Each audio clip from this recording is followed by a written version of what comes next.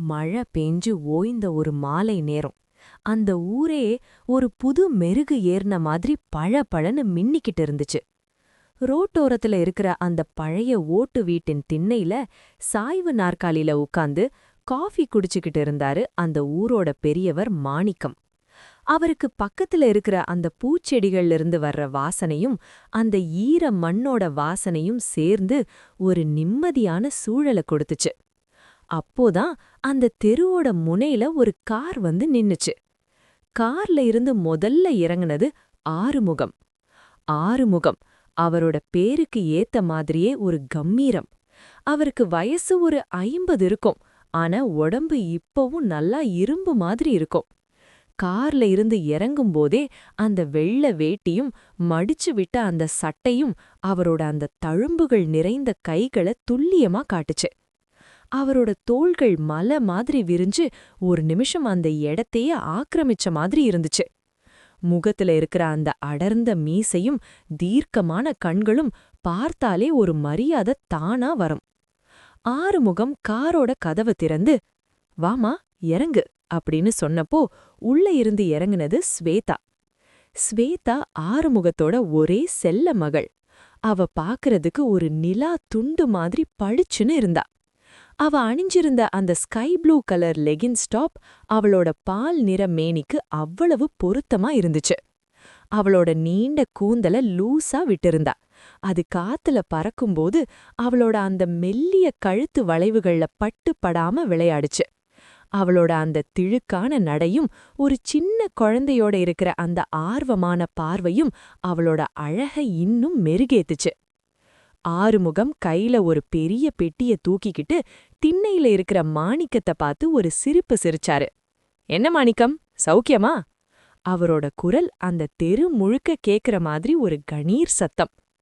மாணிக்கம் மெல்ல எழுந்து, "வாப்பா ஆறுமுகம், ரொம்ப வருஷம் வச்சு. மகளா இது? அப்படியே அவ அம்மாவ உரிச்சு வச்சிருக்கா" அப்படின்னு சொன்னப்போ ஸ்வேதா வெக்கத்துல ஒரு மெல்லிய புன்னகை செஞ்சா. அவ புன்னகைக்கும்போது அவரோட அந்த சின்ன கண்ண குழி விழுறது ஆறுமுகத்துக்கு ஒரு பெரிய கர்வத்தை கொடுத்துச்சு. "ஆமா மாணிக்கம், அவ படிப்பு முடிஞ்சதும் இங்கேயே கொஞ்ச நாள் இருக்கலாம்னு கூட்டிட்டு வந்துட்டேன். நம்ம மண்ணோட வாசனை அவளுக்கு தெரியணும்ல" ஆறுமுகம் சொல்லும்போது அவரோட அந்த வலிமையான கைகள் பெட்டிய லேசா இறக்கி வச்சது. அவரோட அந்த அசைவுல இருந்த ஒரு நளினம் அவர் ஒரு காலத்துல அந்த ஊரோட பெரிய வீரரா இருந்ததை ஞாபகப்படுத்துச்சு. ஸ்வேதா அங்க இருக்கிற அந்த பழைய மரங்களையும் அந்த ஓட்டு வீடுகளையும் ஒரு வித்தியாசமான ஆசையோட பார்த்தா. அவளோட அந்த மெல்லிய இடை லேசா அசைய அவ திண்ணையில ஏறி வரும்போது அவளோட கொலுசு சத்தம் அந்த அமைதியான மாலை நேரத்துக்கு ஒரு புது இசைய கொடுத்துச்சு. ஆறுமுகம் தன் மகளோட தோள் மேல கை வச்சு அந்த பழைய வீட்டுக்குள்ள கூட்டிட்டு போனாரு. அந்த பழைய வீட்டின் கதவை திறந்து ஆறுமுகம் உள்ள நுழைஞ்சப்போ பல வருஷமா அடைக்கப்பட்டிருந்த அந்த அறைகளுக்குள்ள இருந்து ஒரு மந்தமான வாசனை வந்துச்சு. ஆனா ஆறுமுகம் ஜன்னல்களை ஒவ்வொன்னா திறக்க திறக்க வெளியில இருந்த அந்த அந்தி நேரத்து சூரிய வெளிச்சம் உள்ள வந்து அறை முழுக்க ஒரு தங்க நிறத்தை பூசுச்சு. ஸ்வேதா மெல்ல அந்த ஹாலுக்குள்ள வந்தா. அவளோட அந்த மெல்லிய பாதங்கள் அந்த பழைய தரைக்கல் மேல படும்போது ஒரு விதமான குளிர்ச்சிய உணர்ந்தா. அவ அங்க இருந்த ஒரு பெரிய தூணை கட்டி பிடிச்சுக்கிட்டு, "பா, இந்த வீடு எவ்வளவு பெருசா இருக்குன்னு" ஆச்சரியமா கேட்டா. அவ அப்படி நிமிர்ந்து பார்க்கும்போது அவளோட அந்த மெல்லிய கழுத்து வளைவும் காத்துல ஆடுற அவளோட காதணியும் ஆறுமுகத்துக்கு தன் மனைவியோட ஞாபகத்தை கொண்டு வந்துச்சு. "ஆமாம்மா, இது நம்ம பரம்பரை வீடு. இங்க இருக்கிற ஒவ்வொரு கல்லும் ஒரு கதை சொல்லும்" அப்படின்னு சொல்லிக்கிட்டே ஆறுமுகம் தன்னோட சட்டைய கழட்டி ஒரு நாற்காலியில போட்டாரு. கைகள்ல இருக்கிற அந்த தழும்புகளும் அவர் கடந்து வந்த கரடு முரடான பாதைய சொல்லுச்சு. அவர் நேரா கிணத்தடிக்கு போய் ஒரு குடம் தண்ணிய அள்ளி தன் மேல ஊத்திக்கிட்டாரு. அந்த தண்ணி அவரோட மேனில பட்டு தெறிக்கும்போது அவரோட தேகம் ஒரு கரும் பாறை மாதிரி மின்னுச்சு. அப்போதான் அந்த வீட்டின் பின்னாடி இருக்கிற வேலி கதவு லேசா திறக்கிற சத்தம் கேட்டுச்சு. உள்ள வந்தது செழியன். செழியன் அந்த ஊர் பஞ்சாயத்து தலைவரோட மகன். நல்ல உயரமான ஆளு. கார் மேகம் போன்ற அடர்ந்த தாடி. ஒரு முரட்டுத்தனமான அழகு அவன்கிட்ட இருந்துச்சு. அவன் ஒரு கருப்பு நிற சட்டையும் அழுக்கு படிஞ்ச ஜீன்ஸ் பேண்ட்டும் போட்டிருந்தான். அவனோட கண்கள்ல ஒரு வித்தியாசமான கூர்மை இருந்துச்சு. கையில ஒரு பெரிய கூடை நிறைய மாம்பழங்களோட உள்ள வந்தவன் கிணத்தடியில நின்னுக்கிட்டு இருந்த ஆறுமுகத்தை பார்த்து அப்படியே ஸ்தம்பிச்சு நின்னுட்டான். ஆனா அவனோட பார்வை ஆறுமுகத்தை தாண்டி ஹால்ல நின்னுக்கிட்டு இருந்த ஸ்வேதா மேல விழுந்தது.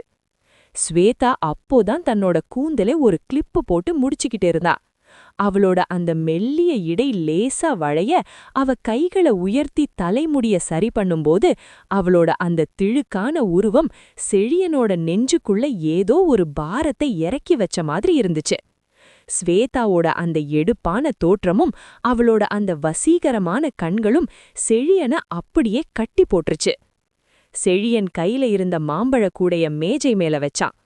தோப்புல இப்போதான் பறிச்சது, மாமாவுக்கும் பாப்பாவுக்கும் இருக்கட்டுமுறு கொண்டு வந்தேன் அப்படின்னு சொல்லும்போது அவனோட பார்வை ஸ்வேதாவை விட்டு நகரவே இல்ல. ஆறுமுகம் அந்த பழங்களை பார்த்துட்டு, ரொம்ப சந்தோஷம்பா, இரு ஸ்வேதா உனக்கு கொஞ்சம் தண்ணி கொண்டு வருவா அப்படின்னு சொன்னாரு. ஸ்வேதா உள்ள போய் ஒரு பித்தளை செம்புல தண்ணி எடுத்துட்டு வந்தா. அவ செம்ப குடுக்கும்போது அவளோட மென்மையான விரல்கள் செழியனோட கரடுமுரடான கைகள்ல லேசா உரசிச்சு. அந்த ஒரு நொடி ஒரு பெரிய மின்சாரம் 2 பேரோட உடம்புலையும் பாய்ஞ்ச மாதிரி இருந்துச்சு. ஸ்வேதா டக்குன்னு கையை எடுத்துக்கிட்டா. அவளோட முகம் அப்படியே தக்காளி பழம் மாதிரி செவந்து போயிருந்தது. செழியன் அந்த தண்ணீரை குடிக்கும்போது அவனோட கண்கள் அந்த செம்ப தாண்டி ஸ்வேதாவையே மேஞ்சிக்கிட்டு இருந்துச்சு. இது வெறும் ஒரு சாதாரண சந்திப்பா இல்ல, அந்த ஊருக்கே ஒரு பெரிய புயல கொண்டு வரப்போற ஒரு மௌன போரோட ஆரம்பமா இருந்துச்சு. செழியன் தண்ணீரை குடிச்சுவிட்டு செம்ப தரும்போது அவனோட பார்வையில இருந்த ஒரு விதமான தாகம் ஸ்வேதாவை ஏதோ செஞ்சது. அவன் கிளம்பி சென்ற பிறகும் அவனோட அந்த முரட்டுத்தனமான அழகும் அவன் கைகளின் அந்த அழுத்தமான ஸ்பரிசமும் அவளுக்குள்ளேயே நிழலாடி கொண்டிருந்தது. அன்று இரவு ஊரே அடங்கிப் போய் அமைதியா இருந்தது. ஆனா ஆறுமுகத்தோட வீட்டுக்குள்ள ஒரு புதுவிதமான சலசலப்பு. ஸ்வேதா அந்த பழைய மாடி அறைக்கு கங்குறதுக்காக போனா. அந்த அறையோட ஜன்னலை திறந்தா நேரா செழியனோட மாந்தோப்பு தான் தெரியும். நிலா வெளிச்சத்துல அந்த மரங்களெல்லாம் ஏதோ ஒரு ரகசியத்தை பேசுற மாதிரி அசைஞ்சுக்கிட்டு இருந்துச்சு. ஸ்வேதா ஒரு மெல்லிய காட்டன் நைட்டிக்கு மாறியிருந்தா. அவளோட அந்த பால் நிற மேனிக்கு அந்த அடர் நீல நிற உடை அவ்வளவு எடுப்பா இருந்தது. அவ தன்னோட நீண்ட கூந்தல அவிழ்த்து விட்டப்போ அது அவளோட இடுப்பு வளைவுகள்ல பட்டு ஒரு அருவி மாதிரி விழுந்தது. ஜன்னலோரம் நின்னுக்கிட்டு இருந்த அந்த இரவு காத்த ரசிச்சுக்கிட்டு இருக்க அவளோட அந்த மெல்லிய இடை ஜன்னல் சட்டத்துல லேசா உரச அவளுக்குள்ள ஒரு இனம் புரியாத சிலிர்ப்பு பரவுச்ச. திடீர்னு தோப்புக்குள்ள ஒரு நிழல் அசைறத கவனிச்சா. உத்து பார்த்தா அது செழியன். அவன் ஒரு மரத்துல சாஞ்சுக்கிட்டு நேரா ஸ்வேதாவோட ஜன்னலையே பாத்துக்கிட்டு இருந்தான். அவனோட வாயில ஒரு அணைந்த நிலையிலிருந்த சிகரெட். ஸ்வேதா அவனை பார்த்ததும் ஒரு நிமிஷம் அப்படியே உறைஞ்சு நின்னுதா.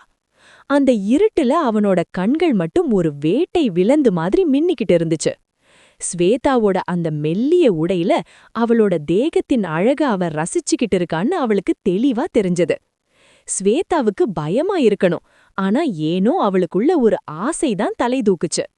அவ ஜன்னல மூடற, மாறாக அங்க இருந்த ஒரு சின்ன விளக்க அணைச்சிட்டு அந்த நிலா வெளிச்சத்துல அவனுக்கு தெரியற மாதிரி இன்னும் கொஞ்சம் நெருங்கி நின்னா. அவளோட அந்த திழுக்கான உருவமும் அந்த நிலா வெளிச்சத்துல செழியனுக்கு ஒரு விருந்து மாதிரி அமைஞ்சது.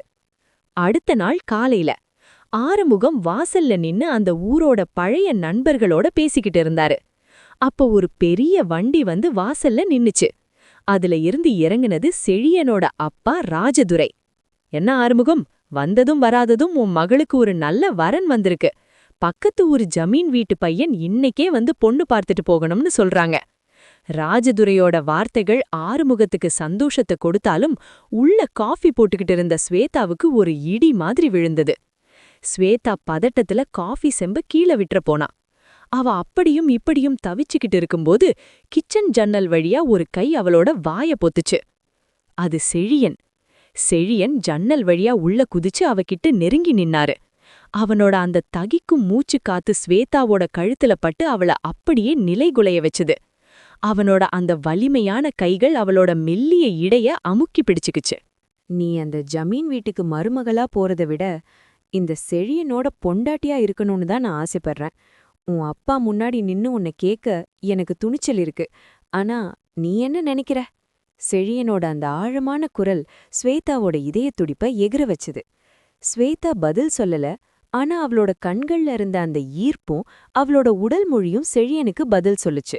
அவளோட அந்த மெல்லிய மேனி செழியனோட அந்த முரட்டுத்தனமான மார்புல உரசி நிற்க அந்த இடத்துல ஒரு பெரிய மௌனப் போர் நடந்துட்டு இருந்தது. வெளியில ஆறுமுகம் ஜமீன் வீட்டுக்காரங்கள வரவேற்றுக்கிட்டு இருந்தாரு. ஆனா உள்ளே ஒரு ரகசிய காதல் தீப்பற்றி எரிய ஆரம்பிச்சிடுச்சு. வெளியே அவளது அப்பா ஜமீன் வீட்டுக்காரர்களிடம் உற்சாகமாக பேசிக் கொண்டிருக்கும் சத்தம் கேட்க கேட்க அவளுக்குள் ஒரு பயமும் கலந்த ஒரு கிளர்ச்சியும் உண்டானது. செழியன் அவளது இடையை சுற்றி தன் கரங்களை இன்னும் அழுத்தமாக பதித்தான்.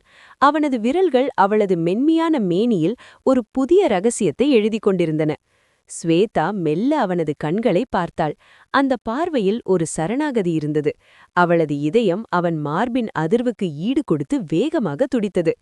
நீங்க என்ன செய்வீங்களோ எனக்கு தெரியாது, ஆனா எனக்கு உங்கள தவிர வேற யாரையும் நினைக்க கூட முடியல என்று அவள் கிசுகிசுத்தாள். அவளது அந்த தகிக்கும் மூச்சுக்காற்று செழியனின் கழுத்தில் பட அவன் ஒரு நிமிடம் தன்னை மறந்தான். திடீரென வெளியே, ஸ்வேதா, காஃபி ரெடியாமா? ஜமீன் ஐயா வந்திருக்காரு, சீக்கிரம் கொண்டு வா என்று ஆறுமுகத்தின் குரல் கணீரென்று கேட்டது. செழியன் சற்றென்று அவளை விடுத்து ஜன்னல் வழியாக வெளியே குதித்து மறைந்தான். ஸ்வேதா தன் கலைந்த உடையையும் அலைபாயும் மனனையும் ஒருவாறு தேற்றிக்கொண்டு காஃபி தட்டுடன் ஹாலுக்கு வந்தாள். அங்கே ஜமீன் வீட்டு வாரிசு ஒரு பட்டு சட்டையுடன் அதிகார தோரணையில் அமர்ந்திருந்தான். அவனது பார்வை ஸ்வேதாவின் உடல் அழகை அநாகரிகமாக அளவெடுத்தது. அது ஸ்வேதாவுக்கு ஒரு விதமான அருவருப்பை உண்டாக்கியது. செழியனின் அந்த முரட்டுத்தனமான தீண்டலிலிருந்த ஒரு நேர்மை இவனது பார்வையில் இல்லை என்பதை அவள் உணர்ந்தாள். மாலை நேரம். ஊர் மந்தையில் ஒரு பெரிய சலசலப்பு. ஆறுமுகம் தன் மகளின் திருமண பேச்சை முடிக்க ஜமீன் வீட்டுக்கு கிளம்ப தயாரானார். அப்போது அங்கே ஒரு புயலென வந்து நின்றான் செழியன். அவனது கையில் ஒரு கத்தி இல்லை, ஆனால் அவனது பார்வையில் ஒரு போர்க்களமே இருந்தது. மாமா, ஒரு நிமிஷம் நில்லுங்க. செழியனின் குரல் அந்த இடத்தையே நிசப்தமாக்கியது. ஆறுமுகம் அதிர்ச்சியுடன் அவனை பார்த்தார். என்னப்பா செழியா, இந்த நேரத்துல? ஸ்வேதாவ அந்த ஜமீன் வீட்டுக்கு கொடுக்காதீங்க. அவங்க பின்னணி என்னன்னு உங்களுக்கு தெரியாது. அது மட்டும் இல்ல, ஸ்வேதாவுக்கு அந்த ஜமீன் வாரிச பிடிக்கல. அவளோட விருப்பம் என்னன்னு கேளுங்க என்று செழியன் ஆணித்தரமாக சொன்னான். அப்போது ஜமீன் ஆட்கள் செழியனை தாக்க முற்பட்டனர். ஆனால் ஆறுமுகம் ஒரு காலத்தில் சிங்கம் போல இருந்தவர். அவர் செழியனின் துணிச்சலையும் தன் மகளின் கண்களில் தெரிந்த அந்த மௌனமான ஏக்கத்தையும் ஒருசேர கவனித்தார். அவர் தன் மகளை அருகில் அழைத்தார். ஸ்வேதா நடுங்கும் குரலில், அப்பா, எனக்கு செழியனதான் பிடிச்சிருக்கு என்று சொல்லிவிட்டு அழுதபடி அவர் தோளில் சாய்ந்தாள். ஆறுமுகம் ஒரு நிமிடம் மௌனமாக இருந்தார். பின்னர் தன் மகளின் தலையை வருடிவிட்டு ஜமீன் ஆட்களை பார்த்து கர்ஜித்தார். என் மகள் விருப்பம்தான் என் விருப்பம். நீங்க இப்பவே கிளம்பலாம். ஜமீன் ஆட்கள் ஆத்திலத்துடன் கிளம்பிச் சென்றனர். ஊரே வியந்து பார்த்த அந்த தருணத்தில் ஆறுமுகம் செழியனின் கையை பிடித்துக் கொண்டார். என் மகளை கண்ணும் கருத்துமா பாத்துப்பியாப்பா என்று கேட்டார். செழியன் நெகிழ்ச்சியுடன் அவர் கைகளை பற்றிக் கொண்டான். அந்த நிலா வெளிச்சத்தில் அந்த பழைய ஓட்டு வீட்டின் திண்ணையில் ஸ்வேதாவும் செழியனும் ஒருவரை ஒருவர் பார்த்து கொண்டார்கள். ஸ்வேதாவின் அந்த மெல்லிய இடையே சுற்றி மீண்டும் அந்த பலமான கரங்கள் சேரும் காலம் கனிந்துவிட்டது.